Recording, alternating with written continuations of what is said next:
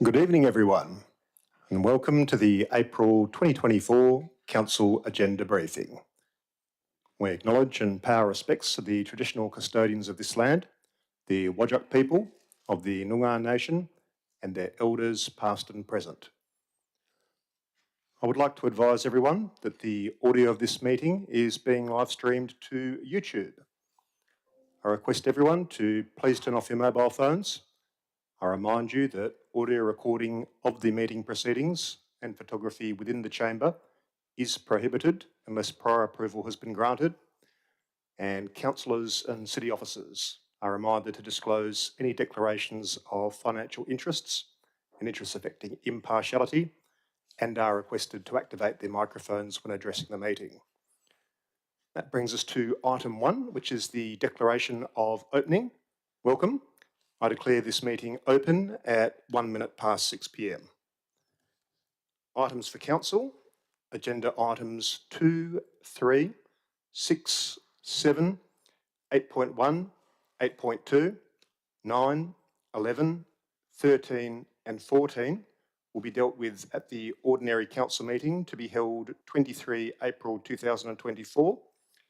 That brings us to item 4, which is attendances. Item 4.1 is apologies. I haven't received any apologies this evening, but I do note that Councillor Glenn Cridland is running a bit late in traffic and will be with us shortly. Item 4.2 is approved leaves of absence, and Councillor Jennifer Navard has an approved leave of absence for the period of 23 March 2024 to 25 April 2024 inclusive. Item 5 is declarations of interest, and CEO Mike Bradford has declared an impartiality interest in item 5.1.1 as this item relates to my contract of employment. Councillors, does anyone else have any interest that they wish to declare this evening? That's a no. Okay. That brings us to item 8, which is presentations. Item 8.3 is deputations, but that is nil this evening. That brings us to item 10, which is the draft April reports. I now hand you over to the Chief Executive Officer, Mr. Mike Bradford, to take you through the balance of the draft April reports. Mr. Bradford. Thanks, Mr. Mayor. Item 10.1.1, RFT 12 of 2023, provision of Salter Point sewer upgrade. This report considers submissions received from the advertising of tender 12 of 2023 for the provision of Salter Point sewer upgrade. The report outlines the assessment process used for the evaluation of tenders received and recommends approval of the tender that provides the best value for money and service to the city. Thank you, Mr. Bradford. Councillors, does anyone have any questions on this item this evening? Councillor Choi. Yes, thank you. Under the background information section, page 6 of the agenda, it states that the project scope is to connect to the Salter Point public toilet into the Minister's sewer. Is that description correct? Yep. Ms. Amprema? Okay, thank you. Just sounded unusual. All right. I've got one question, and I guess a lot of residents of the city of South Perth would be surprised to hear that we still have public toilets that are connected to a sewer tank system. Ms. Ampremo, how many public toilets do we have in the city that are still connected to septic tanks? I can't tell you an exact number off the top of my head, but we do have quite a few of them. Thank you. Good to know. Any other questions, councillors? Councillor Brenda Abrandis. Thank you, Mr. Mayor. I've got a question for now and then one to be taken offline behind closed doors. Thanks. So just a question with regard to this undertaking. So, yeah, I'm aware of what we need to do here and connect it, public toilet to the Minister's sewer. Is that going to be completed in time for year end, or are we going to be carrying some of this over, given that we've got about 8 weeks to go? So I'm just wondering, is this going to be completed at 30 June? Ms. Ampremo? The programme of works is scheduled to be completed before the financial year end, assuming that Council endorse the award of the contract next week.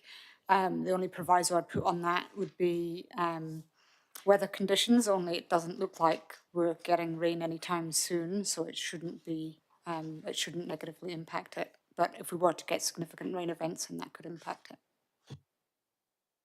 Thank you, Councillor Brenda Abrandis and Ms. Ampremo. Any further questions, councillors?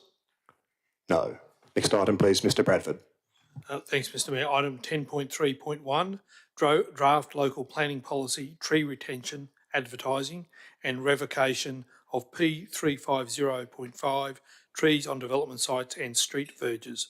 The purpose of this report is for Council to consider revoking policy P350.5, trees on development sites and street verges, and adopt a new draft local planning policy, tree retention, for the purposes of advertising.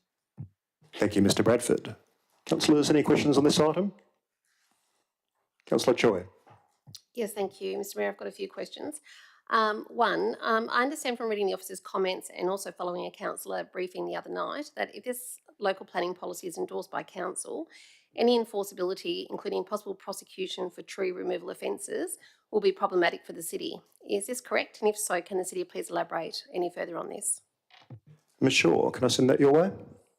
Yes, thank you, Mr. Mayor. I'm not necessarily problematic, but there is a lot involved in the process. So effectively, what the local planning policy would do is consider tree removal to be works, which is otherwise something that requires development and approval under the Planning and Development Act. So if the local planning policy was used for that purpose, the provisions contained within the policy set out for fact and degree, making it clear that it is works that otherwise needs development approval. Once it requires development approval, any person that carries out removal of a tree without having first obtained development approval would otherwise be committing an offence under the Planning and Development Act, and there are enforcement provisions available under the Act in that respect. And so in terms of what we would need to do in that respect is that it would effectively be in the public interest and a requirement for us to uphold the requirements of that policy. So we would first need to change some of our delegations, which is not something that I mentioned the other night, because the city currently doesn't have delegation to commence prosecution. We have a new delegation in terms of enforcement action to issue an order, but we don't have the ability to actually commence a prosecution. So we would be recommending that the delegation D690, which is the planning delegations under local planning scheme number 7, first be amended to require a decision of council on an application to remove a tree. We would then be seeking a further delegation to have the ability to actually undertake prosecution action. So there are two other relevant considerations that are associated with the policy. In terms of the success of a prosecution, we would need sufficient evidence in that respect. So we would need data associated with the city's existing tree canopy cover to see whether or not the tree otherwise met the requirements of the policy, that it otherwise wasn't exempt from requiring development approval. So at the moment, we don't have sufficient data to determine whether a tree is 8 metres in height or whether it met the requirements that are contained within the draft policy. But you can see in the report that we've recommended that if council proceeds with the local planning policy, that there be a budget allocation to enable us to collect the relevant information, so we at least have the starting point in order to commence prosecution action. In terms of the other options that are available, we could potentially issue a planning infringement notice. But the issue with that is that if the person who receives the notice instead elects to have the matter considered by court, we would need to have all of the evidence that we otherwise would need for a prosecution to defend that matter anyway. So it's not that it can't be done, but we need sufficient data to be able to prove that an offence was committed in accordance with the requirements of the policy. Thank you, Ms Shaw. Councillor Choi. Thank you through the chair to Director Shaw. So does the city know what the estimated penalty for illegally removing a tree under this proposed local planning policy would be if endorsed, and if the city manages to successfully prosecute an offender? And is there any risk associated with that in terms of, with prosecution in terms of costs potentially against the city if it goes the other way? Michelle. Thank you, Mr. Mayor. So under the Planning and Development Act, if you commit offence under the Act, you're liable for a fine of up to $200,000. And it could be a further $25,000 for every day that the offence continues, which obviously wouldn't be relevant because the tree would have already been removed. Under the Sentencing Act, if it was a corporation, it could be up to $1 million for removal of the tree. So the head of power itself the penalty isn't prescribed in the local planning policy. The head of power is the Planning and Development Act. Just in terms of the second part of your question, in terms of a prosecution, the typical costs associated with running that process is around $15,000 to $20,000. Thank you, Ms Shaw. Councillor Choi. Thank you. So my last question, again, thanks through the Chair to Director Shaw. Given the potentially significant consequences for a tree removal offence, if this local planning policy is endorsed and the Act comes into effect, how will the City ensure all residents and developers in the district are aware of the new enforcement and prosecution measures when implemented? Ms Shaw. Thank you, Mr Mayor. So there's probably two things we would do in that respect. If council resolves to advertise the draft local planning policy, instead of just providing a copy of the local planning policy, we would be recommending that there are detailed FAQs that go out during the public consultation process. So it's very clear to the community that removing a tree that meets the requirements of the policies constitutes an offence. If council then chose to adopt the policy following advertising, I would recommend that we do quite a widespread campaign to again reiterate the fact that it becomes an offence to remove a tree and that those are the penalties. And we don't have a control over those penalties because they're prescribed in the Planning and Development Act. Thank you, Ms Shaw. Councillors, any further questions on this item? Councillor Brenda Abrandis. Thank you, Mr Mayor. With regard to the attachments, so I'm referring to page 13 in the definitions. So we've got regulated tree and also tree damaging activity. With regard to regulated tree, it says a living tree that is 8 metres or more high and or has an average canopy diameter of at least 6 metres and or has a trunk circumference of at least 1.5 metres measured, 1.5 metres above ground, 1.4 metres above ground. I'm just a little bit concerned with the and or with regard to part A and part B with regard to the height and also the diameter. Would this not be confusing to use if it was and or, if it was or, and who would make the decision as to which component was and or would be or? And likewise with the tree damaging activity below, which also refers to a series of events that could be and or. Maybe that's a little bit easier because you can have and or in that instance, but the regulated tree one I'm a little bit confused about. Ms Shaw. Thank you, Mr Mayor. So the way we would interpret that is that a regulated tree could be a tree that is just 8 metres in height, or it could be a tree that just has a canopy diameter of at least 6 metres. So it provides circumstances where all of those criteria could be met to constitute a regulated tree, or one of those criteria could be met for a regulated tree. And the same with the tree damaging activity. It's not necessarily just the killing or destruction of a tree that constitutes damaging activity.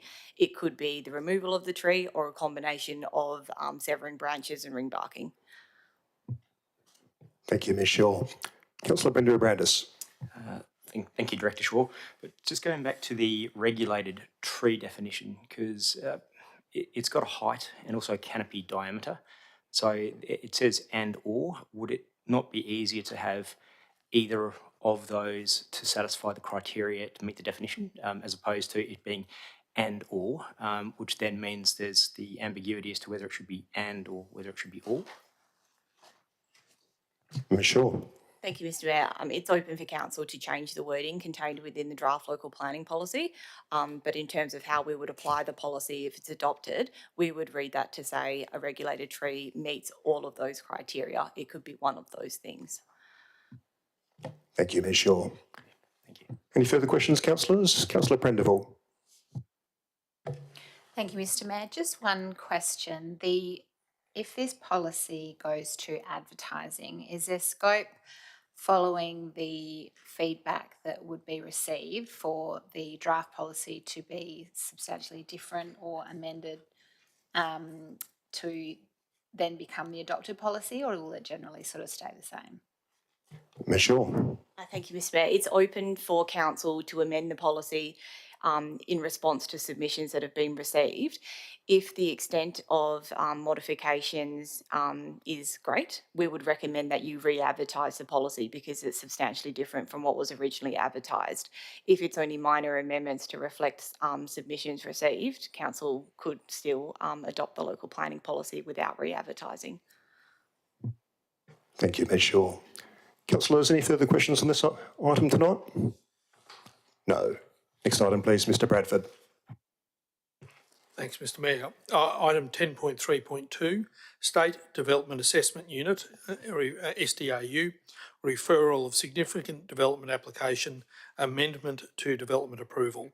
Lots 3 and 4, numbers 109 and 111, Robert Street, Como, and lots 118 and 119, numbers 469 and 471, Canning Highway, Como. This report presents the City's recommendation to a request for comment from the State Development Assessment Unit for amendments to a development approval issued by the West Australian Planning Commission at lots 3 and 4, numbers 109 and 111, Robert Street, Como, and lots 118 and 119, numbers 469 and 471, Canning Highway, Como.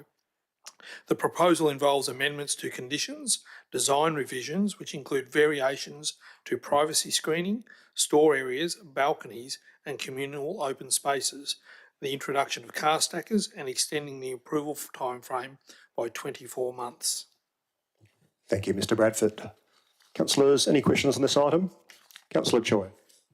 Yes, thank you. Can the City please remind me, didn't Council originally reject this development application on officer recommendation subject to other conditions being met at the June 21 Ordinary Council meeting?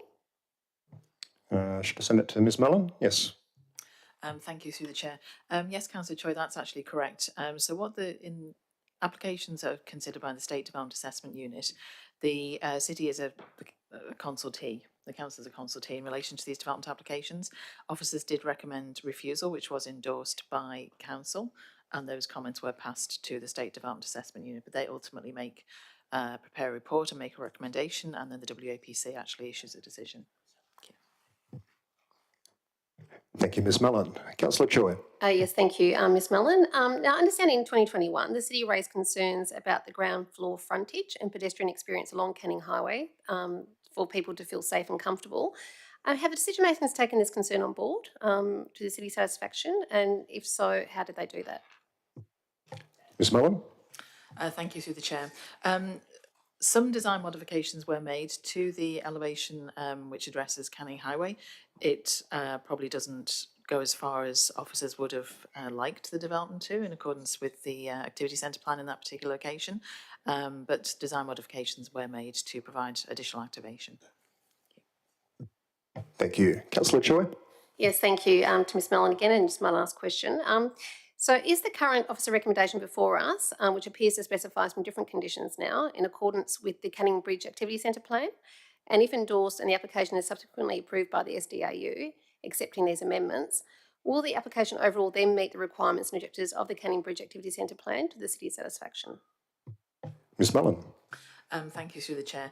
There are probably still some elements that don't completely accord with the ACP in this location. However, what the City and Council has been asked to consider now is amendments to that. So what we're actually just looking at is the amendments that are being sought. So we're not actually undertaking a complete reassessment of the proposal and providing those comments to the SDAU, because that's not what we've actually been asked to do. We are actually just looking at the amendments to conditions and, for example, introduction of car stackers in this particular development. Thank you, Ms Mullen. Any further questions on this item, councillors? No. Next item, please, Mr Bradford. Thanks, Mr Mayor. Item 10.3.3, proposed holiday house, Lot 1, Unit 1, 31, Banksia Terrace, Kensington. Section 31, reconsideration. But the purpose of this report is for Council to reconsider its previous refusal of a change of use from a single house to a use not listed short-term accommodation at Lot 1, Unit 1 of 31 Banksia Terrace, Kensington, under Section 31 of the State Administrative Tribunal Act 2004. The application is recommended for approval. Thank you, Mr Bradford. Councillors, any questions on this item? Councillor Choi. Yes, thank you, Mr Mayor. Just one. I understand from a councillor briefing the other night that the short-term accommodation changes and regulations on the horizon may regulate maximum occupancy numbers. And if this is correct, will that impact the conditions of this application if endorsed by council? Ms Shaw?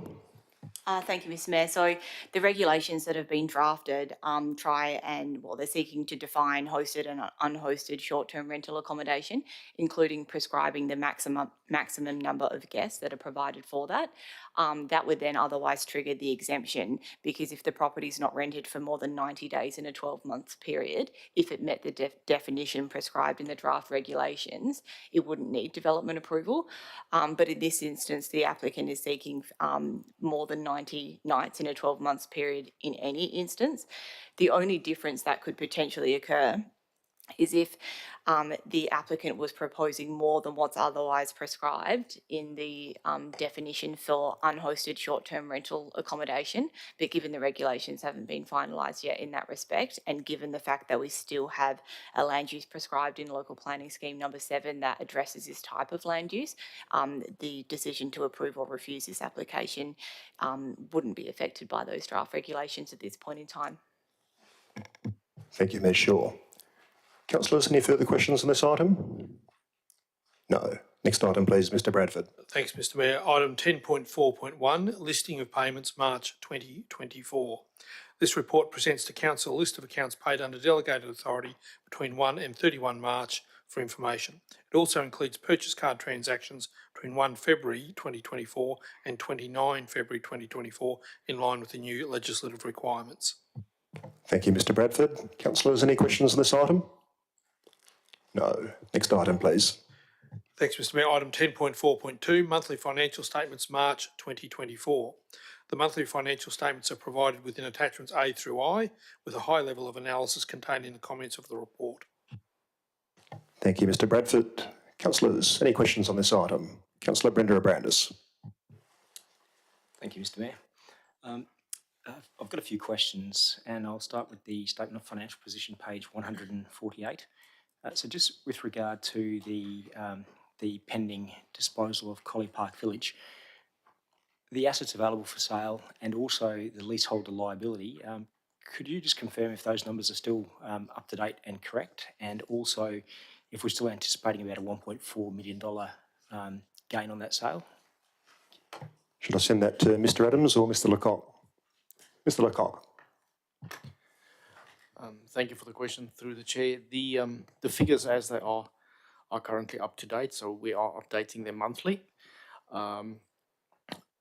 As part of the conditions of sale as put forward by the proponent or proposal, we're actually now anticipating a loss on the sale of the village, substantially because they're requesting cash funds to be transferred as part of the sale agreement. Thank you, Mr Lecoq. Councillor Brenda Abrandis. Thank you, Mr Lecoq. Just with regard to an update on the financial position for Collie Park Village, will we receive an update shortly at all? Mr Lecoq. So, the financial position of Collie Park Village as it stands is updated within the monthly financial accounts as they are there. I presume are you referring to the transaction itself? Yes, Mr Lecoq. So currently that is out in the market for under the advertising period and open for feedback. If memory serves me right, I think in early May it closes. Thank you. Mr Adams, anything to add? So the submission period for the business plan closes on the 10th of May, 9th of May, and pending the submissions that come back through that, we'll bring the item back to council, at which time we should also have the contract for sale finalised and ready for council to approve as part of that decision in May. If not May, it will be June. We are hoping to have the transaction finalised by the end of the financial year. Thank you, Mr Adams. Councillor Brenda Abrandis. Thank you, Director Adams. Just a couple questions with regard to the detailed expenditure reports. So just in capital works, so the attachments, so page 158. I just would like to just ask with regard to the capital expenditure for the road work for Goodwin Avenue and Davlic Crescent, if that's been completed. I realise that we haven't spent all the money yet, but is there any more road works with regard to that section that needs completion? Mr Lecoq. Or Ms Ambremo.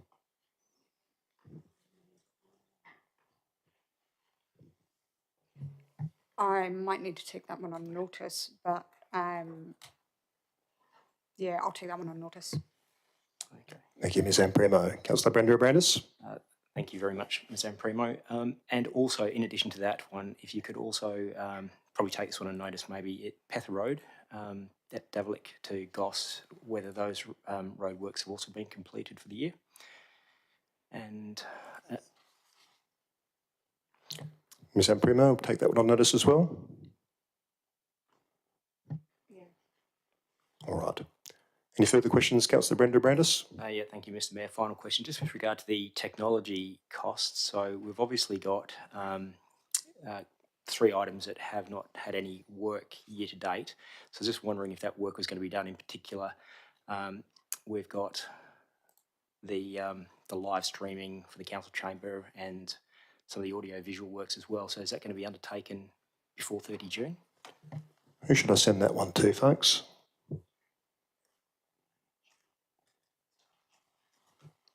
We might have to take that one on. No, I believe the work's going to start of June, so should be. Thank you. The other 2, I'm not sure exactly when. I know they're scheduled for this financial year. I'm not sure exactly when the work's going to take place. So. Ms Amprimo? Yeah, can I just answer those other 2 roadworks ones you're asking about? They are completed, but there's still some minor line marking and snagging to be done. Thank you all. Any further questions, councillors? No. Next item, please, Mr Bradford. Thanks, Mr Mayor. Item 10.4.3, Strategic Community Plan Minor Review. The purpose of this report is to provide an overview of the minor review conducted by the city's Strategic Community Plan, SCP, 2021 to 2031, and gain endorsement of the changes made to adopt the new Strategic Community Plan. Thank you, Mr Bradford. Councillors, any questions on this item this evening? No? Okay. That brings us to the end of item 10. We now move to item 12, motions of which previous notice has been given. The first one is item 12.1, a notice of motion from Councillor Mary Choi entitled Angelo and Men Street Precincts, Letters to Main Roads. I'm not 100% sure about this one, but it is possible I've got a proximity interest, so I'll need to take some more advice on that. Out of an abundance of caution, I'm going to declare a financial and a proximity interest in this item. Does anyone have any questions on this item? Because if we do, I'll probably need to vacate the seat and the Deputy Mayor will need to take my place. Councillor Choi, a question?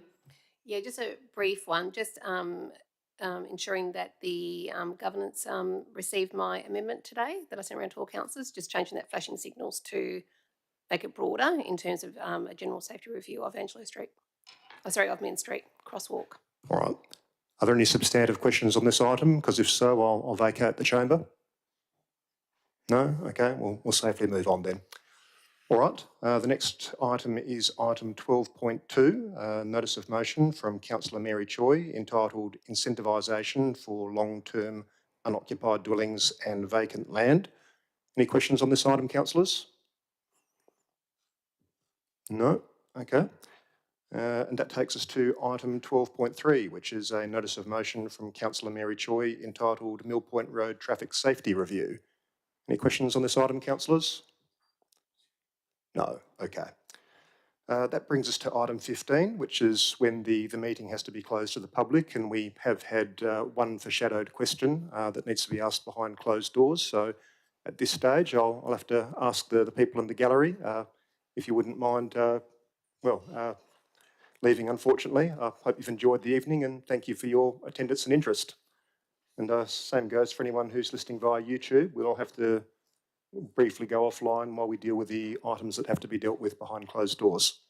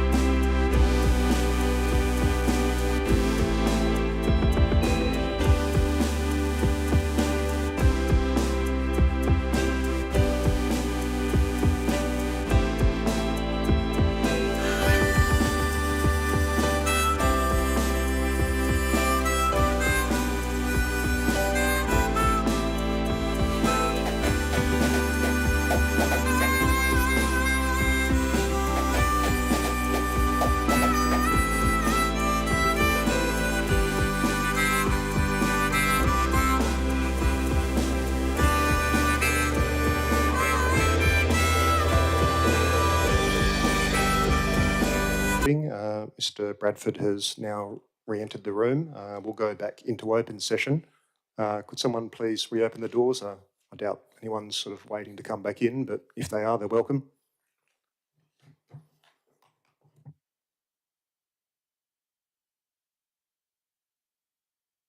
Thank you, Mr. Lecoq. So we've just finished item 15. We move on to item 16, which is closure. So before I close the meeting, I'd like to thank everyone for their attendance and participation this evening. I declare the meeting closed at 6:39 p.m. Thank you all and good night.